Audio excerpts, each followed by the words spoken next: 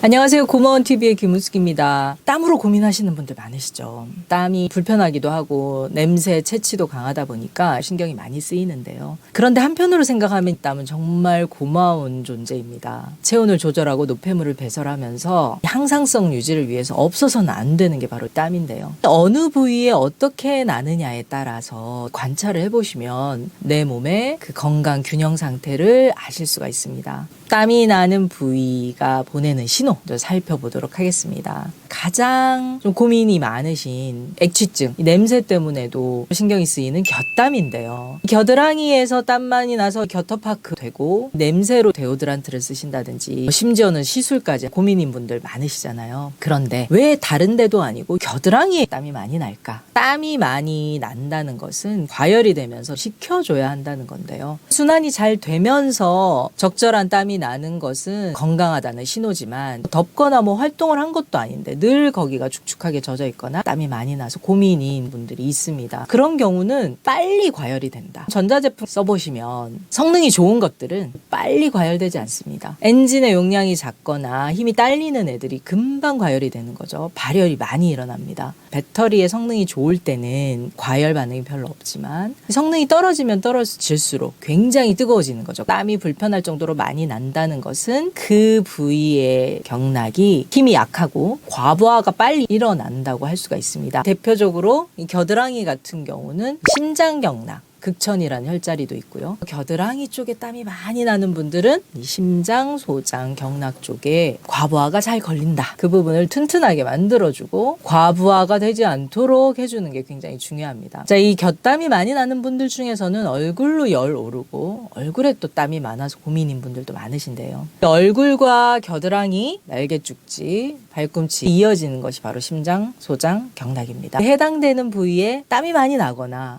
인파 같은 게 뭉치거나 거기가 착색이 된다든가 기미 주근깨가 낀다든지 뽀드락지 같은 게 난다든가 그런 반응들이 있을 수 있습니다. 따로따로 해결할 부분이 아니라는 거죠. 자, 그럼 어떻게 해줘야 될까요? 심장 소장을 튼튼하게 만들어주면 되는 거죠. 첫 번째, 영양은 쌉싸름한 맛, 쓴맛 이런 것들인데요. 대표적으로 해당되는 음식은 도라지, 더덕, 쑥, 고들빼기, 상추 여기에 들어갑니다. 가장 응용하시기 쉬운 걸로는 식사를 하실 때 이 곡식을 넣어서 드시면 좋은데요. 수수입니다. 수수밥, 수수 붓구미, 수수떡 다양한 형태로 활용하시면 좋은데 밥에다가 수수를 좀 넣어서 꾸준히 좀 드시면 심장이 편안해지고요. 쑥차나 쑥물, 쑥즙 이런 것들도 활용하시면 좋습니다. 누룽지, 쑥늉도 도움이 되고요. 씁쓸한 맛 나는 여러 가지 나물이나 채소류들도 좋아하시면 활용하시면 좋습니다. 그리고 심장, 소장, 경락이 잘 소통될 수 있도록 운동을 해주는 거죠. 대표적인 운동이 바로 어깨 운동. 어깨 돌려주시고 팔 들어서 날개죽지를 털어주시는 심장, 소장, 경락 순환을 시켜주는 것도 좋은 방법입니다. 평소에 겨드랑이 부분 마사지도 해주시고 그 부분의 기운이 울체가 되지 않도록 순환이 될 수 있도록 많이 두들겨 주시고 만져주시고 그런 것도 좋은 방법이고요. 새끼손가락이 심장, 소장, 경락과 가장 밀접한 관련이 있습니다. 이 새끼손가락이 접었을 때 주먹을 접었을 때 주름이 생기는 그 아래쪽에 바로 이 중요한 후계라는 혈자리가 있는데요. 눌러주시면서 다스려 주시고 만져주시고 손가락을 따라서 이 마사지를 해준다든지 자극해 주시는 것도 좋은 방법입니다. 이 심장, 소장, 경락이 막힘이 없이 잘 소통이 될 수 있도록 영양하시고 운동도 해주면서 풀어주시면 쉽게 과부하가 걸리거나 과열이 되지 않다 보니까 곁땀 훨씬 줄고요. 얼굴로 열이 오르고 뜨거워지면서 얼굴로 생기는 여러 가지 트러블도 덜해질 수 있습니다. 안면 홍조 훨씬 덜해질 수 있고요. 그런데 이 땀에서 나는 냄새, 액취증이라고 하죠. 이 부분은 어떻게 해결할 것인가? 잘 아시겠지만 땀 자체에서 냄새가 난다기보다 이 땀이 나오면서 거기에 있던 세균, 박테리아랑 결합을 하면서 냄새가 만들어지는데요. 시중에 나와 있는 데오드란트류들이 많은데요. 잘 아시겠지만 데오드란트의 원리가 땀구멍을 막아서 땀이 잘 나지 않게 해주는 그런 원리다 보니까 다른 쪽으로 땀이 나게 돼 있습니다.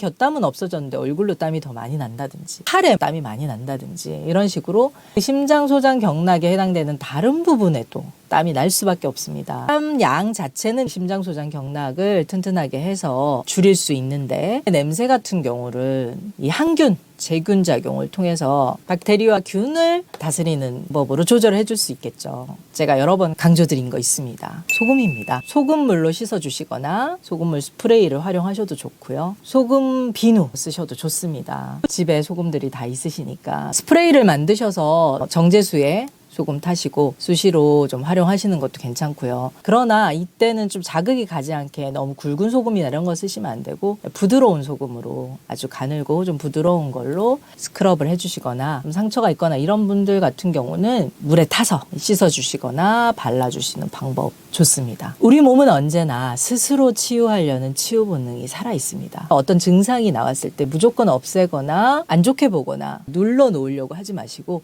왜 이런 증상이 나오는지, 내 몸이 왜 이런 신호를 보내는지 살펴보고 근본적인 원인을 해결해 주신다면 더 균형 있는 건강한 몸으로 바뀔 수가 있습니다. 오늘 내용 유익하셨다면 구독, 좋아요, 알림 설정 꼭 부탁드립니다. 다음 시간에 뵙겠습니다. 고맙습니다.